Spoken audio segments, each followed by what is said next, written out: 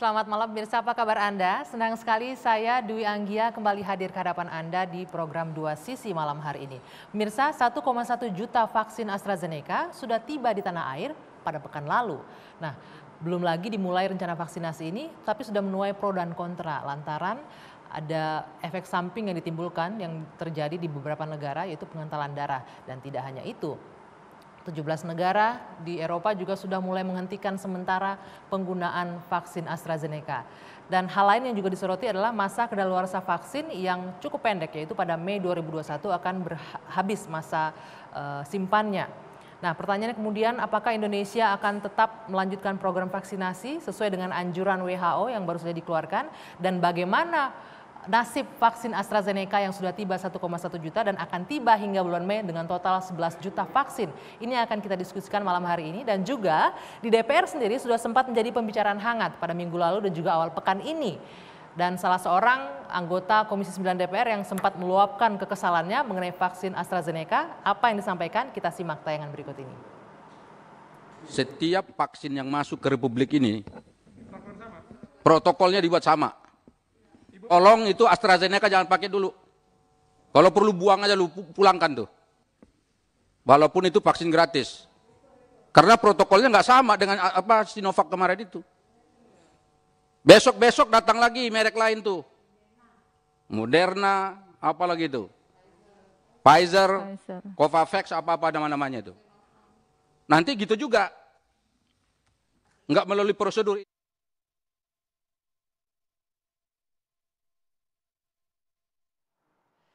Nah, itu salah satu suara dari anggota Komisi 9 dari fraksi PAN. Saya akan langsung mengundangnya malam hari ini untuk bergabung bersama saya, Bung Saleh Daulay.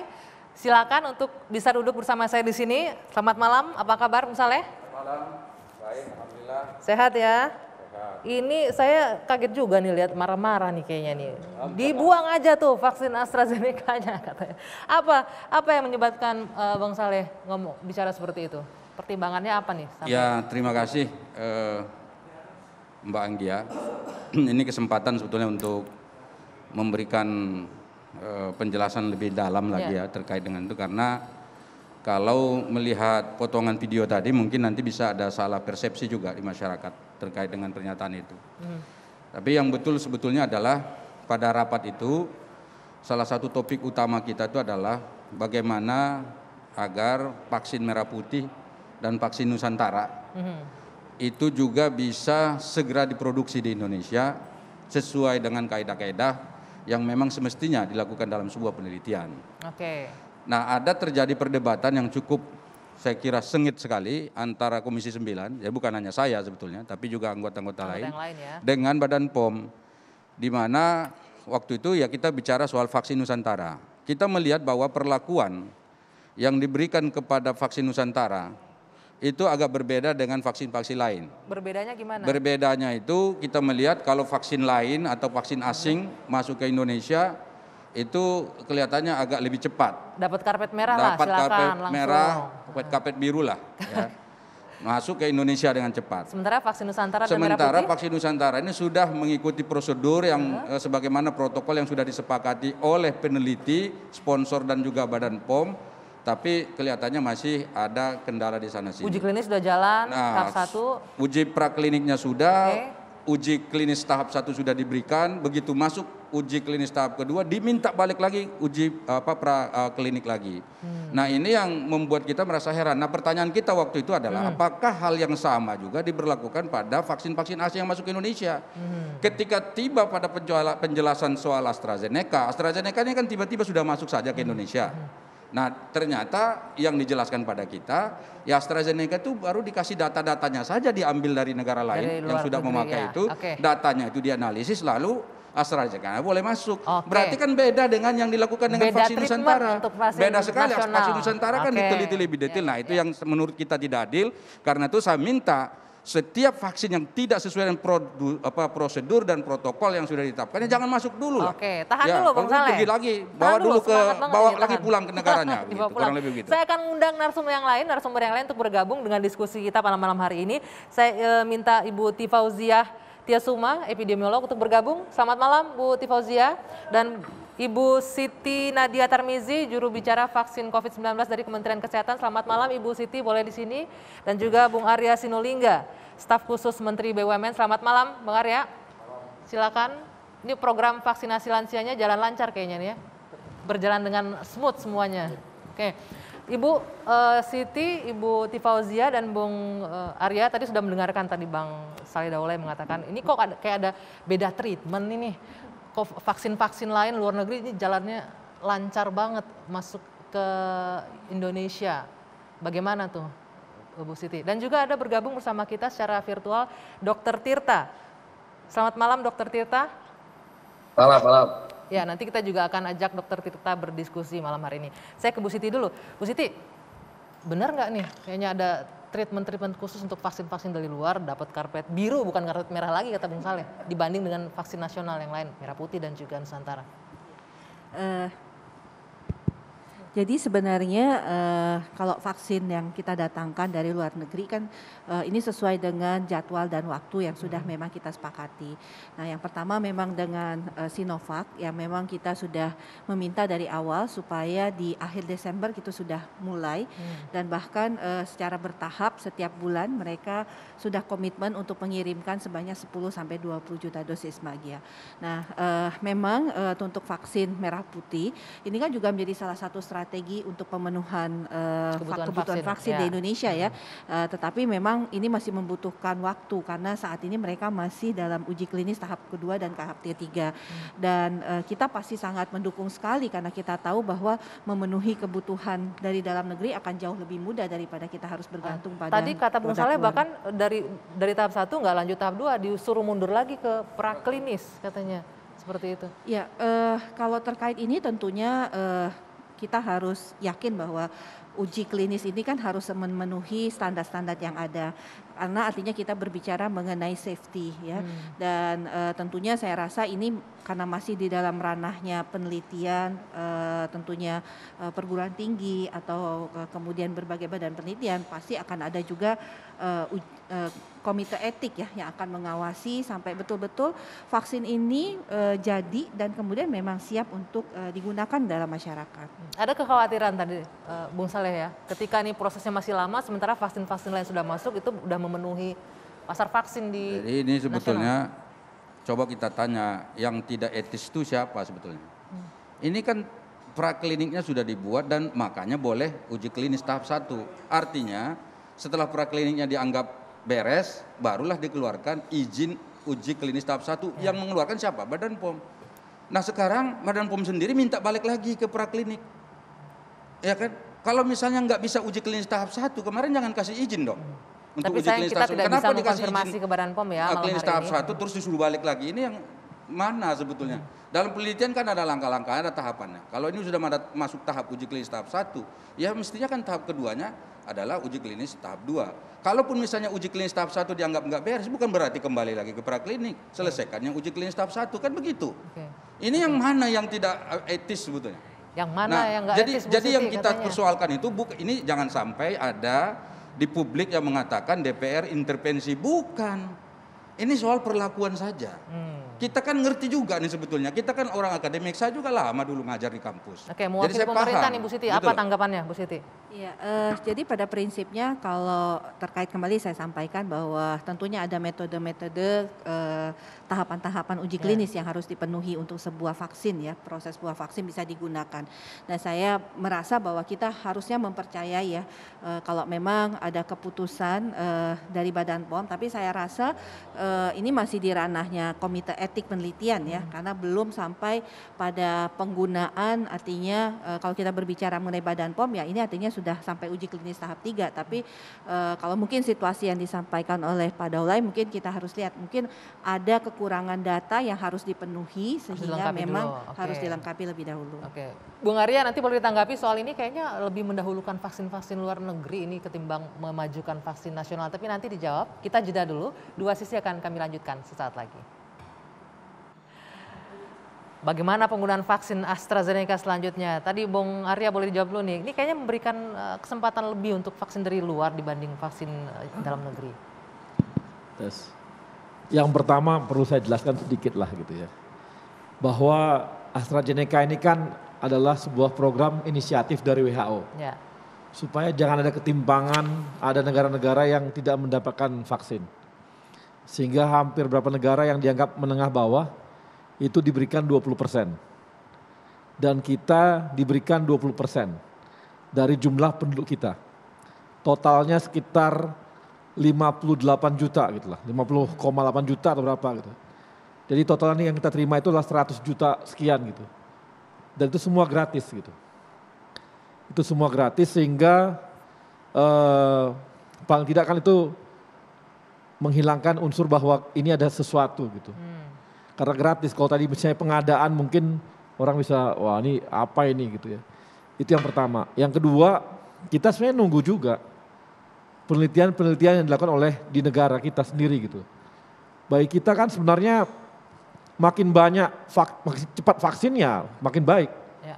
Kalau negara kita bisa percepat, baik juga. Karena toh nanti kalau di kami ya, di BUMN misalnya, ujung-ujungnya kan di BUMN juga diproduksi. Kalau yang negara punya nih, yang dipunyai oleh negara kita lah gitu. Ya. Jadi, dan kita sudah menyiapkan juga 250 juta dosis vaksin tiap tahun. Oke. Pabrik Bio Farma. Jadi kita siap aja sebenarnya, tapi kan kita menunggu nih bagaimana proses-proses selanjutnya gitu. Oke. Sebelum saya ke Bu Tifauzi sebentar ya, saya mau ke Dokter Tirta sebentar ya, sudah bergabung. Dokter Tirta, kalau Anda melihatnya seperti apa? Ini nasib vaksin AstraZeneca yang sudah tiba ini kan masih ditangguhkan nih penggunaannya. Namun WHO kemudian memberikan anjuran lanjut aja vaksin karena angka kematian dan resikonya itu jauh lebih kecil dibanding yang sudah divaksin di beberapa negara di Eropa. Kalau saya pikir saya ingin menjawab dalam 3 poin ya. Yang pertama sih dari tadi pembicaranya itu mengenai vaksin lokal sama versus vaksin luar. Yang kayaknya nggak nyambung ya sama topik di sini yang dibicarain. Jadi gini ya, saya kan pegiat UMKM juga, udah hampir 12 tahun. Kalau mau berteriak-teriak lokal, tolong dong jangan banding-bandingin. Vaksin itu harus lokal, vaksin harus keluar. Vaksin itu bukan produk sepatu. Jadi jangan dibanding-bandingin kayak gitu. Mau vaksin itu mau brand Indonesia kayak, mau brand Jepang kayak, mau brand Inggris kayak. Yang penting ikuti prosedur berlaku. Saya tuh dokter. Saya tuh juga ngikuti penelitian dari dulu. Di mana-mana, saya penelitian saya aja itu pakai komite etik. Saya tuh ujian komite etik aja setengah tahun pada waktu itu dalam penelitian saya. Kalau uji preklinis gak lolos, ya suruh ngulang. Loh, tapi kan udah ada rekomendasi. Ya kalau komite etik batalin suruh ngulang. Masa kita mau bantah dosen? Ya kan mau dia yang buat juga sekelas apa kayak produk lokal apa, ikutin aja prosedurnya. Toh kita tuh udah diisi peneliti-peneliti. Bentar dulu Mbak. Tadi kan yang lain kesempatannya juga banyak. Ya kan, waktu saya juga terbatas, saya juga lagi di Jogja nih edukasi. Yang kedua adalah soal vaksin AstraZeneca. Ini saya soroti juga 3 poin. Soal kemungkinan penggumpalan darah. Itu terjadi di beberapa negara Eropa. Dalam beberapa subjek. Tapi di beberapa daerah yang negara lain tidak terjadi. Nah itu akhirnya diinvestigasi oleh Badan Obat di sana. Ditanya kenapa kok bisa terjadi seperti itu? Apakah ini terjadi hanya pada batch vaksin tersebut? Nah, untuk supaya aman, maka FDA, bukan setara FDA lah di daerah negara Uni Eropa, ditahan dulu pemberiannya. Nah, Indonesia itu kan main aman dari awal. Nah, makanya kita meminta BPOM-nya evaluasi, yuk ditahan dulu. Soal kadaluarsa, itu sebenarnya masanya 2-2 tahun, kalau nggak salah. Ya. Tapi ada yang namanya masa simpan. Nah Indonesia tuh main aman, tidak mau merugikan rakyatnya. Makanya di sini disempitkan menjadi 6 bulan. Tapi dokter. Dan kenapa kok kenapa BPOM ini menahan? Karena kita mau yang terbaik buat rakyat. Kalau ya. jangan dicepet-cepetan. Iya dong. Prinsipnya kehati-hatian. Boleh. Masa dibandingin brand lokal di vaksin? Nggak boleh dibanding-bandingin, jangan dibanding-bandingin. Nah, kemudian prinsip Dokter Tirta ini kan, Dokter Tirta ini kalau bicara kan pingin menang sendiri juga ya. Saya itu ikut rapat kemarin itu dari jam 10 sampai jam 9.45, 10 pagi sampai jam 9.45 malam. Jadi hampir 12 jam. Dan yang kita bicarakan ini kita juga bukan misalnya nggak paham betul apa yang mereka paparkan kepada kita. Justru karena kita paham makanya ada perdebatan seperti itu. Kemudian tadi dijelaskan yang soal AstraZeneca. Oh ini kalau tidak salah, ya kan, itu kalau saya 2 tahun. Menyebut kata kalau tidak salah saja itu udah salah. Berarti kan nggak pasti. Kok salahnya gimana? Ya kan nggak pasti, Anda kan nggak ngerti, Anda kan tidak tahu. Sebentar, Menteri Kesehatannya bicara bahwa itu akan kadaluarsa bulan Mei. Di dalam rapat disampaikan resmi. Masa simpannya Kenapa Anda habis katakan bulan itu Mei. kalau tidak salah, berarti Anda salah, Anda nggak paham. Menterinya mengasih tahu itu benar, bahwa itu bulan Mei akan kadaluarsa, itu masalahnya. Anda itu jangan merasa benar sendiri juga. Ya enggak? Loh, saya nggak merasa benar sendiri kok. Ini segala macam, tapi Anda itu nggak tahu malah konteksnya. debat loh. Anda DPR tuh Pak. Gimana sih Pak? Malah mendebat orang relawan yang ngomong. Saya kan berpendapat, saya tidak nyalain Anda. Saya concern Anda bandingin lokal sama luar. Seolah-olah lokal Bukan, paling karena bagus dari loh. awal dalam vaksin ini nggak ada lokal sama luar. Ya, dari awal Anda ini sudah mencoba memasuki pada area diskusi yang kemarin terjadi DPR, tapi Anda tidak mengikuti semua.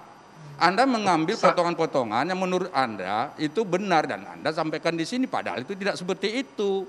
Loh, Gitu saya Lalu meluruskan Anda dari tadi menyalahkan pembahasan orang lain. AstraZeneca. Itu loh, itu yang tidak bahas benar. mengenai vaksin lokal itu kan Anda dulu pertama. Oke, Saya sebentar. nanggepin. Oke, sebentar. Kita juga akan membahas hal-hal yang lain ya. Sebentar, saya sebelum ke Tirta dan Bung Saleh.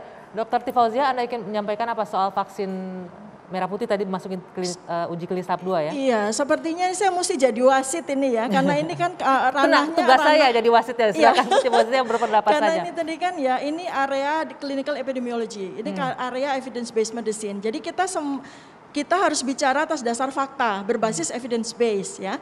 Saya mau satu, vaksin Nusantara itu per hari ini itu sudah masuk uji klinis fase 2. Ya, uji klinis fase 1 sudah selesai diselenggarakan Desember di Rumah Sakit Karyadi dengan lega artis.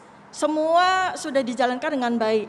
Dan kemudian sekarang ini per Februari itu sudah dilanjutkan uji klinis fase 2-nya di Amerika dengan 175 subjek. Dan nanti akan selesai di bulan Juli 2021. Nah, artinya kita mendapatkan keuntungan di sini. Jadi kalau kita masih bicara membicarakan soal uji klinis fase 1 itu sudah kadaluarsa ini dari sisi uji klinis. Nah, sekarang kita Indonesia itu tinggal mengambil keuntungannya. Kita menunggu uji klinis fase 2 yang sedang diselenggarakan oleh AIVITA, salah satu mitra utamanya dari vaksin Nusantara itu. Lalu kemudian di Juli 2021 kita tinggal uji klinis fase 3. Kita upayakan supaya uji klinis fase 3 itu diselenggarakan di Indonesia sehingga kita memiliki hak sepertiga paling tidak. Nah itu satu. Kemudian yang kedua, saya mau sampaikan juga nih Mas Tirta nih ya, junior saya jauh sekali di UGM ya. Saya mau sampaikan begini, yang namanya fase kadaluarsa, kemudian apakah vaksin ini bisa dilakukan atau tidak, itu berbasis evidence based. Saya sudah pegang datanya ya, bahwa semua vaksin yang sudah disetujui oleh WHO dengan kehati-hatian, karena sekarang ini sudah ini fasenya human challenge. Fasenya human challenge. WHO memberikan kehati-hatian bahwa semua vaksin yang sudah mendapatkan approval emergency use authorization, termasuk Sinovac, termasuk AstraZeneca, termasuk Moderna dan seterusnya, itu hanya 6 bulan. Hanya 6 bulan. Dan persoalannya adalah bahwa ketika AstraZeneca masuk dan kita mendapatkan expiry date itu di bulan Mei, itu sesuai karena semua negara yang mendapatkan vaksin AstraZeneca itu juga expiry date. Nah, sekarang ini bola itu di Kementerian Kesehatan. Bagaimana bisa menggunakan waktu yang sangat pendek itu untuk bisa mendistribusikan vaksin ini ke masyarakat secara baik tanpa harus kehilangan waktu pendek itu. Baik, gitu. nanti dijawab Dokter Nadia, tapi kita jeda dulu. Dua Sisi akan kembali sesaat lagi. Bolanya di Kemen. Ya, sebelum nanti Dokter Nadia menjawab ini bagaimana nasib vaksin yang sudah ada dan waktu masa simpannya udah hampir habis pada bulan Mei. Kita akan tampilkan terlebih dahulu bagaimana di beberapa negara di Eropa, di luar negeri, kasus-kasus meninggal dunia usai divaksin AstraZeneca sepanjang Maret 2021. Ini ada satu perawat di Austria yang meninggal dunia dan satu warga di Denmark, kemudian satu petugas medis di Norwegia yang juga meninggal dunia. Ini usai divaksin ya, masih belum jelas nih korelasinya apakah karena vaksin atau tidak, tapi faktanya menurut laporan dari beberapa negara ini terjadi usai divaksin AstraZeneca. Ada 3 warga di Korea Selatan yang juga meninggal dunia usai divaksin AstraZeneca. Oke, Dok, sekarang bisa dijawab tadi yang disampaikan Dr. Tifauzia. Ini gimana yang sudah datang vaksinnya dalam jangka waktu yang singkat, masa simpannya, apakah bisa disalurkan ke masyarakat? Yang pasti kita selalu mengutamakan aspek keamanan ya, karena bagaimanapun juga selalu program pemerintah itu adalah aspek keamanan itu menjadi jaminan utama. Nah tentunya dalam hal ini kalau kita bicara mengenai keamanan sudah ada fungsi dari Badan POM untuk memastikan dan tentunya menentukan bukan hanya keamanan malah yang dilakukan oleh Badan POM, mutunya, efikasi dan juga pertimbangan efek samping yang mungkin muncul.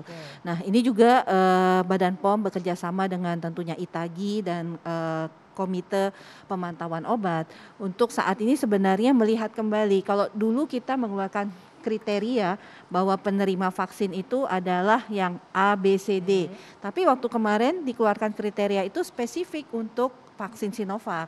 Nah, ini yang ini sekarang lagi dilihat kembali dengan tadi sebenarnya Pak Daulay sudah bilang prinsip kehati-hatian dan sebenarnya mengutamakan aspek keamanan untuk masyarakat kita. Ini yang menjadi penting. Semua sepakat untuk prinsip kehati-hatian dan aspek keamanan. Cuman ada masalah lain nih, masalah kedaluarsanya atau masa simpannya juga pendek untuk AstraZeneca khususnya. Bagaimana solusinya? Apakah akan berapa lama kita menunggu? Pending ini? Jadi saya rasa Badan POM juga aware dengan situasi ini, termasuk juga MUI ya kalau kita berbicara, karena kita selalu mengatakan bahwa vaksinasi yang kita gunakan untuk vaksinasi COVID-19 harus aman, bermutu dan halal. Jadi pasti mereka juga sudah aware tentang hal ini dan juga mengetahui masa simpan yang pendek. Nah nanti yang penting aman dulu. Kalau sudah aman kita nanti kan bisa berpikir untuk bagaimana strategi untuk segera menghabiskan 1,1 juta dosis vaksin ya. Karena kita juga harus memikirkan jangan sampai dosis vaksin yang sudah kita terima ini misalnya sudah dinyatakan aman, bermutu, terus tidak gunakan dengan optimal karena banyak negara yang masih belum bisa me-secure-nya. Prinsip kehati-hatian misalnya. Ya, perlu analisis nih kalimat prinsip kehati-hatian ini ya. Kenapa? Ini vaksin vaksin AstraZeneca ini sudah masuk ke Indonesia dan sudah direncanakan akan disuntikan dan laporan Kementerian Kesehatan pada kita tinggal menunggu uji kehalalan dari Majelis Ulama. Titik di situ ya. Kemudian ada berita besar di Eropa, ada 17 negara yang menghentikan sementara. Baru muncul kalimat kehati-hatian. Baru muncul kalimat prinsip kehati-hatian. Mestinya kan prinsip kehati-hatian itu sejak mau masuk ke Indonesia itu sudah diteliti Badan POM dan seterusnya. Kenapa kalau misalnya sudah ada masalah tadi itu baru ada muncul kalimat prinsip kehati-hatian ini? Kita tentu mengapresiasi ya, ada prinsip kehati-hatian ini. Tapi kok nggak dari awal?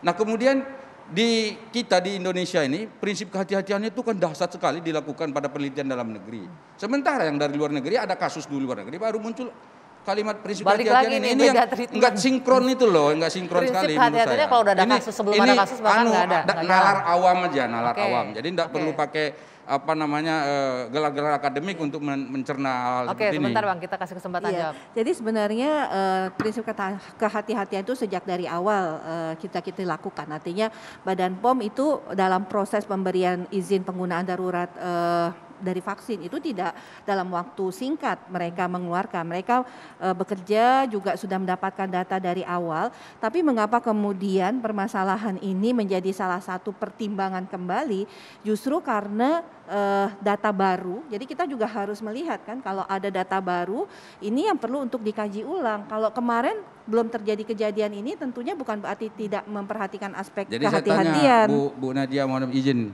saya tanya, Ibu yakin nggak kalau ada sesuatu yang dikhawatirkan di AstraZeneca ini sehingga ada istilah menunggu dulu supaya aman atau prinsip kehati-hatian itu? Iya. Apa ada karena faktor itu atau apa gitu? Apa menurut Anda apa misalnya? Ya ini saya tanya ini sekarang kan ini Kementerian Kesehatan yang bertanggung jawab. Ya tentunya yang ingin dilihat oleh Badan POM adalah hasil dari final dari hasil tentunya yang akan disepakati oleh WHO melalui SAGE dan melihat kembali sebenarnya bagaimana keputusannya karena bukan hanya soal menggunakan. Berarti kan menurut Ibu ini belum safe kan Bu? Sebentar. Enggak, ini kan ada istilah safe tadi, berarti menurut Ibu belum safe kan? Badan POM yang menyebutkan, berarti di tangan Badan POM ya Bu yang menentukan itu? Kan Badan POM itu pemerintah lah, kan pemerintah ngomong ke Kementerian Kesehatan, udah satu pintu sebetulnya. Berarti kan belum safe kan, ntar dulu dijawab dulu. Belum saya artinya iya betul. Nah jadi ya udah itu aja masih sampai menunggu, di situ aja dulu. Ini masih di pending. Sementara kan WHO sudah memberikan sinyal untuk lanjutkan vaksinasi begitu. Bang Arya gimana? Ya gini, Jadi kan prinsipnya ini kan vaksin kan sudah diuji coba juga. Ya. Dicoba juga di Eropa, dicoba juga. Di Korea juga dicoba juga. Indonesia juga coba juga. Kemudian setelah dicoba keluar emergency use itu, kemudian divaksin semua. Setelah divaksin ditemukan data baru. Jadi sejak awal pun sebenarnya sudah ada kehati-hatian. Tapi ditemukan data baru, maka dievaluasi lagi. Kan gitu, ini dievaluasi lagi. Nah, setahu saya sih kemarin mungkin dalam 2 hari ini harusnya dari Eropa udah keluar hasil penelitian tersebut. Nanti itu akan jadi acuan juga bagi BPOM dan sebagainya untuk melakukan apakah ini akan diteruskan atau tidak. Jadi ada proses seperti itu. Berarti Jadi sebenarnya kita masih menunggu hasil penelitian dari luar ya untuk bisa memutuskan lanjut atau tidak. karena Bagaimana? kan gini, kan mereka yang menemukan data itu. Dan data kan kita ini kan dunia ini kan punya satu kesatuan data juga untuk kesehatan. Jadi data mereka itu dipakai untuk kita juga nantinya gitu. Karena mereka udah temukan datanya, bukan kasusnya. Di kita nggak ada kasus. Oke. Gitu loh. Iya, makanya karena nggak ada kasus lah, makanya kan kita tunggu kasus yang ada itu datanya hasilnya bagaimana hasil kasus tersebut. Apakah ada nggak hubungannya dengan vaksin tersebut? Ya itu masih belum putus sampai sekarang di luar negeri Ya. pun masih belum bisa disebutkan ini karena setelah Ya. vaksin AstraZeneca kasus meninggalnya itu Ya. kan. Atau perlu suatu kehati-hatian dalam penggunaan AstraZeneca. Artinya kriteria-kriteria tertentu yang bisa meminimalisirkan Resiko yang kemungkinan muncul. resiko itu yang Oke, muncul. baik. Ini yang sedang dikaji. Baru nambah juga, kalau soal jumlah 1,1 juta menghabiskannya nggak lama, seminggu habis. Wah, serahkan yang sudah pengalaman ini vaksinasi. Nanti Seminggu Dokter habis. Tifauzia kita jeda Yakin dulu pasti bisa sebentar. seminggu habis. Usai jeda 2 sisi akan kami lanjutkan sesaat lagi. 2 sisi kembali ke hadapan Anda pemirsa. Saya ingin ke Dokter Tirta. Dokter Tirta, bagaimana Anda menanggapi apa yang disampaikan oleh narasumber saya di studio bahwa ada prinsip kehati-hatian dalam pelaksanaan vaksinasi ini. Sementara ada target vaksinasi yang harus terus dicapai, 1 juta per hari yang harus divaksin kalau kita mendengarkan Presiden pernyataannya. Halo? Hostnya yang unmute. Dokter Tirta bisa dengar saya? Di unmute, tolong dong, hostnya yang unmute, jangan Ya, saya. Dokter Tirta. Halo? Saya di mute sama Ya, hostnya. kita akan coba perbaiki komunikasi dengan Dokter Tirta ya, karena suaranya kita tidak bisa dengar di studio. Ini Bu Tifauzia tadi dikatakan Bung Arya Sinulinga bahwa ini proses vaksinasinya tetap akan bisa dijalankan kok dengan target yang sudah ada, sudah berjalan 100.000 ya Bang ya, 200.000 per hari sudah dijalankan vaksinasi. Ya. Jadi target 1 juta mungkin akan bisa terkejar. Iya, sekarang kita nggak usah pakai kemungkinan, kita pakai data saja ya. Ini kan sudah jalan 60 hari. Dari 13 Januari 2021 kan jalan 60 hari. Dan total vaksin dosis yang sudah dipakai itu 6 juta. Ya. Artinya kan rata itu 100.000 kan? 100.000 kan? Nah, ini kita harus pakai sebagai baseline. Bagaimana cara 100.000 itu bisa meningkat menjadi 1 juta dalam waktu singkat. Persoalan yang sangat krusial bagi saya, kalau saya khawatirkan bagi saya, itu adalah 34 juta dosis yang sudah kita pegang ya dari vaksin pertama plus 1,1 juta dosis AstraZeneca ya. ini gitu ya. Itu saya hitung itu kan dengan kecepatan yang bisa dicapai oleh Kementerian Kesehatan, itu kan baru 331 hari ini. Baru habis di Februari 2022. Jadi maksud Anda gitu. target 1 juta satu hari itu tidak akan bisa terrealisasi Ya untuk kita vaksinasi? pakai baseline data, Oke, artinya kan tidak berarti bisa. tantangan dari untuk Kementerian Oke. Kesehatan ya kan. Bung Arya nggak Bagaimana bisa nih makanya. bisa Gini, mempercepat gitu loh.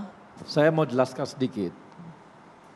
Kita mulai vaksinasi itu oleh Pak Jokowi 13 Februari. Ya. 13 Januari 2021. 13 Januari. Ya, 13 Januari. Januari ya. Itu kan baru efektif sebenarnya, ya efektif ya. Efektif kan setelah 2 minggu kemudian. Jadi bilang 1,5 bulan lah. Rata-rata ya, dengan kecepatan yang kita mulai dari nakes, yang nakes kan wajar lambat. Karena mereka yang akan vaksinatornya mereka, makanya agak lambat. Ya. Tapi dalam hitungan kita, artinya ini masih dalam hitungan yang 150.000 sampai 200.000 sehari. Yang bisa divaksin oleh kawan-kawan dari Kemenkes. Totalnya semua nih ya. Satu Makanya hari dia bicara 1 hari 250.000 itu. Iya, Oke. 150 sampai 200.000 sehari. Oke. Jadi dengan seperti ini, apalagi kan makin lama makin cepat ya, apalagi sekarang pelibatan dari kawan-kawan swasta ya, artinya klinik dan sebagainya ini kan lagi digalang juga semua. Oke. untuk itu di vaksinatornya lah gitu. Oke, artinya akan terpenuhi maksudnya Bung Arya nanti ya target yang diberikan oleh Presiden itu 1 juta. Ya itu harus dikejar oleh semua. Oke, baik. Saya boleh kembali ke Dr. Tirta, ini sudah tersambung komunikasi kita. Bagaimana tanggapan Anda mengenai prinsip kehati-hatian dalam vaksinasi, namun ada target yang diberikan, belum lagi masa kedaluarsa vaksin yang cukup pendek umurnya Mei 2021. Kalau dari hal ini sebenarnya kita tuh ada pembicaraan yang nggak nyambung ya. Yang pertama itu adalah kita tuh apresiasi ya untuk yang vaksin lokal ini fokus yang pertama. Mau vaksin lokal mau untuk vaksin luar, intinya ngikuti prosedur yang berlaku. 1. Kedua, AstraZeneca ini dipending. Maaf, saya potong, bukan nggak nyambung, ini sudah lewat tadi kita diskusikan. Pertanyaan ya, saya nyambungnya ke prinsip kehati-hatian yang saya tanyakan ke Anda, Dr. Tirta. Ya, kita luruskan aja. Ini saya mau luruskan aja. Yang kedua adalah Kemenkes ini dari semua teman-teman dokter yang saya bahas di grup, dari Dr. Adam, Prof. Tejo, dan kawan, pemberian AstraZeneca ini dipending dikarenakan untuk penelitian lebih lanjut karena ada kejadian penggumpalan darah. Nah ini sebenarnya sudah dijelaskan dari seminggu yang lalu oleh teman-teman saya juga. Ya, karena ditemukan 37 kasus pembekuan darah yang dilaporkan di Eropa. Tetapi ada beberapa daerah tetap melanjutkan, yaitu Kanada, Prancis, Australia, dan Thailand tetap melanjutkan. Kenapa? Karena beda batch vaksin. Nah, dari pernyataan WHO, disatur dari salah satu media, 1, WHO mengatakan tidak ada alasan untuk berhenti menggunakan vaksin COVID-19. 1. Kedua, tidak ditemukan sebab akibat antara vaksin dan pembekuan darah. Itu WHO yang ngomong. Kedua, pernyataan European Medicine Agency belum menemukan adanya kaitan antara pemberian vaksin AstraZeneca dengan laporan kasus pembekuan darah di Austria, Denmark, dan Norwegia. Insidensi kasus sekitar 30 kasus dari 5 juta dosis. Ini yang ngomong dosen-dosen saya.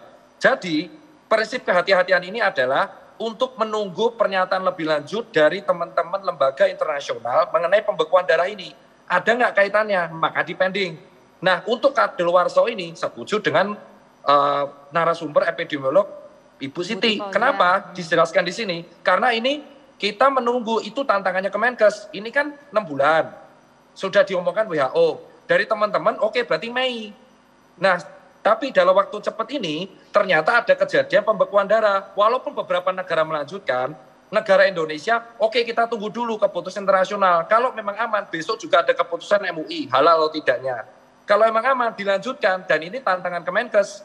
2 bulan bisa nggak ngasih juta? Kalau nggak bisa, ya berarti Kemenkesnya tanggung jawab. Sesimpel itu. Itu namanya prinsip kehati-hatian.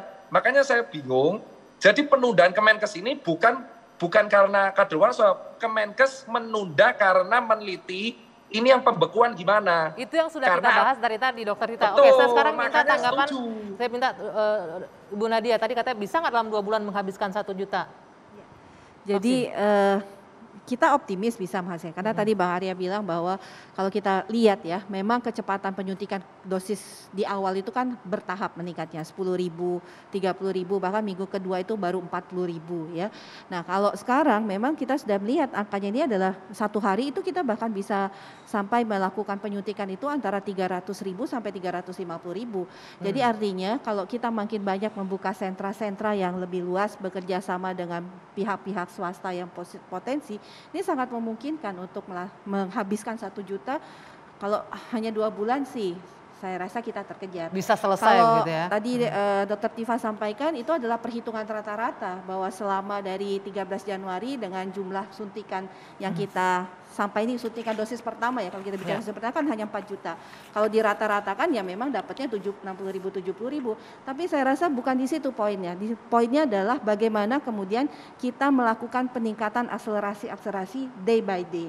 Dalam rangka tentunya mengejar tadi berapa kemungkinan dan berapa kekuatan kita untuk bisa melakukan penyuntikan. Itu sudah disiapkan ya, baik SDM betul, dan sampai nanti infrastrukturnya. 1 juta target kita pada saat memang yang diharuskan dan dibutuhkan. Baik, nanti akan kita lanjutkan lagi diskusi kita. Saya ingin mendengarkan dari Bung Saleh dan Bu Tifauzia, tapi usai jeda sesaat lagi, 2 Sisi kembali. Ya, Anda masih bersama kami di 2 Sisi, pemirsa. Saya ke Bu Tifauzia. Bu Tifa, tadi Bu Nadia mengatakan ini pemerintah akan menjamin ini bisa realistis lah untuk program vaksinasi ini bisa Saya sangat setuju, saya sangat mendukung pemerintah itu menerapkan prinsip kehati-hatian. Artinya dengan prinsip kehati-hatian yang sampai 60 hari ini berjalan vaksinasi dari 13 Januari sampai dengan sekarang itu kan berarti pemerintah sangat berhati-hati. Sehingga ketika mendistribusikan vaksinasi juga hasilnya kan 6 juta nih. Nah, sekarang dengan ada mandat politik bahwa harus digenjot sampai 1 juta. Nah, saya khawatir dengan soal prinsip kehati-hatian ini gitu Kekhawatirannya? kan. Ya, kan mandat politik kan Ya. 1 juta per hari. Sementara sekarang ini faktual, ya kan, selama 60 hari ini kan ratanya 100.000 per hari kan.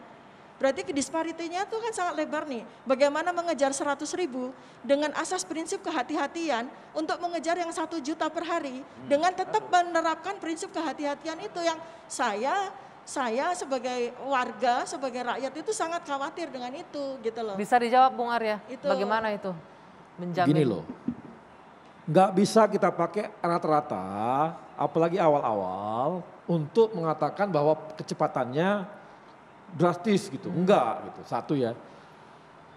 Memang rata-rata 100.000, tapi hari ini kenaikan dibandingkan kemarin sudah mencapai 300.000 hariannya. Artinya ini secara bertahap nanti kan naik terus. Kenapa? Karena vaksinatornya kan bertambah. Ya. Selama ini kan mengandalkan nakesnya pemerintah. Ya kan gitu. Nanti akan ditambah juga dengan nakesnya yang dari teman-teman swasta yang sekarang ini mendukung kita gitu ya. Jadi ini akan naik terus karena vaksinatornya bertambah. Kan gitu. Jadi itu satu. Yang kedua, ini kan urusannya kan vaksinator. Ya. Ini kan bukan soal kehati-hatian terhadap vaksinnya. Vaksinatornya ketika bertambah vaksinatornya, bertambah jugalah jumlah yang divaksin. Jadi bukan soal kehati-hatian di sini, namanya vaksinator kan beda. Jadi jumlah ini kan bukan soal kehati-hatian, tapi jual soal berapa banyak vaksinator SDM-nya ya. SDM Oke, kita, oke. ini masalah SDM kok. Itu lagi diusahakan terus Iya. digenjot begitu. Oke, kalau SDM-nya kan sudah dilaporkan tuh di DPR bahwa mereka siap, katakan seperti itu ya. Walaupun sekarang masih ada yang pelatihan loh. Iya. Ya, oke. Itu pertama, tapi Pak Arya, ini kan kalau kita mau vaksin itu harus ada vaksinnya dulu yang mau disuntikan. Ini pertanyaannya, kita punya SDM, kita punya jaringan yang untuk mengerjakan itu dengan rumah-rumah sakit swasta, kalau vaksinnya nggak ada bagaimana? Terakhir ini, saya kasih tahu ya, laporan dari Kementerian Kesehatan di DPR resmi, kalau di DPR itu resmi ya, bahwa vaksin untuk gotong royong itu belum ada vaksinnya. Kan sudah dibuka, sudah ada peraturannya dikeluarkan oleh pemerintah, akan ada vaksin gotong royong. Vaksinnya belum ada. Kalau vaksinnya belum ada, mau suntik apa? Oke. Sama dengan ini tadi, saya lihat tuh apa namanya timeline yang dibuat oleh Kementerian Kesehatan. Nanti akhir tahun itu akan ada vaksin datang ke Indonesia 250 juta dosis. Pertanyaan saya itu dari mana saja itu yang 250 juta dosis itu? Belum bisa dijawab juga. Sekarang kan masih ada yang sedang dievaluasi di Badan POM. Ada Sputnik, ada apa itu Pfizer, ada macam-macam itu. Nah, apakah nanti itu semuanya lolos? Oke, bisa dijawab Kalaupun dari Bu misalnya Nadia. semuanya lolos, apakah bisa apa namanya dosisnya sampai 250 juta? Di lain pihak, vaksin Nusantara, vaksin merah putih nggak pernah dilihat, nggak pernah Oke, dikembangkan, kita minta atau tanggapan. setidaknya dibuat jadi lambat. Kami Tidak tangkap mau berdiri poinnya, di saya kaki tangkap sendiri, poinnya. selalu Bang Saleh. mengharapkan bantuan dari negara lain, Oke, Bang Saleh, mengharapkan ditangkap apa poinnya. namanya vaksin dari negara lain ini Oke, jadi problem. boleh ditahan dulu Bu Nadia, bagaimana? Untuk target 250 juta sampai akhir tahun dan juga kasih kesempatan juga Iya. untuk vaksin Nusantara. Ya baik, jadi saya rasa sih kita pernah punya pengalaman ya bagaimana kita melakukan kampanye MR. Kalau kita bicara kampanye MR itu kita bisa memberikan dalam 2 bulan dosis untuk penyuntikan MR itu sampai dengan 60 juta seluruh Indonesia. Jadi sebenarnya secara infrastruktur kita punya sistemnya, artinya kalau kita akan meningkatkan kemampuan dosis ya penambahan petugas, pembukaan layanan itu memang harus dikejar. Tapi kita pernah mencapai angka tersebut. Jadi sudah ada proses pembelajaran dari situ. Tapi mau divaksin apa? Masalah vaksinnya Vaksinnya didatangkan di dari mana? mana? Apa Ini jenis sampai vaksinnya sekarang, untuk sampai sekarang gini, 250 Ibu Iya. Nadia kan itu, resmi Dok? nih sebentar. Ini Ibu Nadia kan resmi dari pemerintah. Sebutkan dulu nama-nama perusahaan yang sudah siap resmi MOU dengan kita yang siap menyediakan vaksin untuk kita. Kalau nggak salah Iya. baru 3, ya kan? Yang pertama itu vaksin yang Sinovac, yang Sinovac. kedua ini AstraZeneca, yang ketiga vaksin merah putih yang belum terwujud itu. Tapi Coba dijelaskan dulu. Iya betul. Tapi artinya begini, yang kita akan lihat bahwa proses vaksinasi ini kan akan berjalan dalam kurun waktu 1 tahun. Artinya kalau sekarang ada keterlambatan terkait penyediaan vaksin yang memang tidak bisa dipenuhi oleh produsen vaksin, kita akan melakukan catch up plan setelah itu pada saat dosis vaksin yang pada semester 2 sebagian besar itu akan datang dalam jumlah yang cukup besar sampai dengan 200 juta. Nah di sini tentunya yang tadi kecepatan untuk kemudian bagaimana strategi ini yang menjadi kunci untuk kita kembali kepada track. Baik, sebentar. Untuk Begini. mencapai target. Karena kondisi ini Bang Saleh tidak hanya di Indonesia, seluruh dunia mencari barang ini, vaksin Justru ini. karena ya. seluruh dunia menghadapi ini, tiba-tiba kita buat target yang melebihi daripada kemampuan kita kan gitu. Saya kan concern saya dari awal itu bagaimana agar vaksin Nusantara itu kita kembangkan, vaksin merah putih kita kembangkan supaya kita tidak tergantung pada negara lain. Ini kan saya tanya Bu Nadia nih, coba sebutkan perusahaan-perusahaan mana saja berapa dosis yang mereka akan sampaikan pada kita, tanggal berapa bisa masuk, dan biar kita catat betul nggak nanti akan datang seperti itu. Oke, Bung Arya Kan punya begitu. datanya mungkin? Bisa saya tambahkan. Kemarin kita datang 3 juta yang pertama. Ya, itu yang Sinovac yang untuk bahan jadi. Kemudian Bio Farma yang dari Sinovac. Yang diolah lagi di Bio Farma ya? Ya, itu 7 juta yang pertama. Kemudian masuk lagi 11 juta 400. Kemudian April masuk lagi 7 juta 600. Mei itu nanti masuk lagi 21 juta 647 ribu. Juni ini diperkirakan 18 juta 170 ribu. Dari mana itu? Sinovac. Sinovac semua? Iya. Oke. Ya. Kemudian Juli 24 juta 860 ribu. Agustus 24 juta 860 ribu. September 6 juta. Total nanti Sinovac ini 122 juta sampai September 2021. Ya. Kemudian tambah lagi yang kita punya ini yang baru masuk ini adalah dari dari AstraZeneca. Oke. Ya. Intinya itu akan terpenuhi nanti Yang pada akhirnya 120 juta itu Sinovac semua? Iya. Oke, 120 juta. Tapi kan 120 juta itu kan baru satu dosis. Baik. Sementara kita dosisnya kan untuk 181,5 Oke, baik. juta. Bang Dosisnya Saleh, berarti kali maaf 2. ini saya harus memotong yang di sini karena waktu kita sudah habis. Saya terakhir mau ke Dokter Tirta dulu. Ini kalau dilanjutkan akan panjang karena ini bicara data. Dokter Tirta terakhir, di tengah polemik yang ada sekarang dan juga Anda sebagai relawan melihatnya apa nih yang harus dilakukan agar masyarakat nggak perlu khawatir, nggak ada rasa ketakutan segala macam karena memang pemberitaan di luar soal vaksin khususnya AstraZeneca saat ini beragam itu di luar sana. Kalau soal AstraZeneca seperti ini kan besok ada pengumuman dari MUI kalau nggak salah. Kita tunggu aja perkembangan dari BPOM dan perkembangan dari Lembaga Kesehatan Internasional mengenai penelitian update yang kaitan dengan penggumpalan. Begitu nanti udah dipastikan aman, nah kita punya waktu cuma 2 bulan. Nah jangan disusu-susu. Maksudnya narasumber epidemiolog Dr. Siti itu adalah kita tuh jangan terburu-buru. Oke, pastikan aman kalau misalnya sudah tidak terbukti membungkal, ya jangan terburu-buru sesuai dengan kapasitas SDM. Setuju soal itu. Dan dengan paralel ya relawan harus edukasi untuk memberantas hoax. Kedua, kita apresiasi kok lokal-lokal kayak gitu, kayak vaksin merah putih dan vaksin Nusantara bagus dong. Kita bisa berdikari, cuman ikuti prosedur aja. Tidak, kalau setahu saya peneliti itu tidak ada yang konsepnya menghalang-halangi. Ya kan, kalau sistem kayak sepatu wajar yang menghalang-halangi karena dari luar lebih murah atau gimana. Tetapi kalau dalam artian peneliti, setahu saya nih, semua tenaga kesehatan megang sumpah Hippokrates.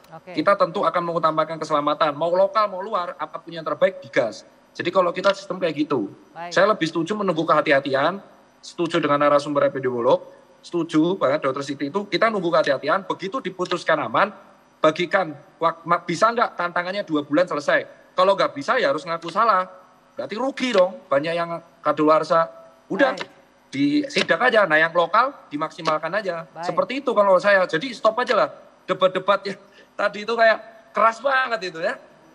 Baik, terima kasih Dokter Tirta atas waktunya langsung dari Yogyakarta. Terima kasih juga Bung Arya, Ibu Nadia, Bung Saleh, Bu Tifauzia, terima kasih. Mudah-mudahan apa yang kita diskusikan ini bisa memberikan masukan-masukan juga untuk pemerintah. Dan yang pasti kita semua bersepakat prinsip kehati-hatian dan keamanan adalah yang paling utama dalam menghadapi apa yang kita hadapi bersama pandemi COVID-19 pada saat ini. Demikian 2 Sisi malam hari ini. Saya akhiri, saya Dwi Anggia, selamat malam. Sampai jumpa.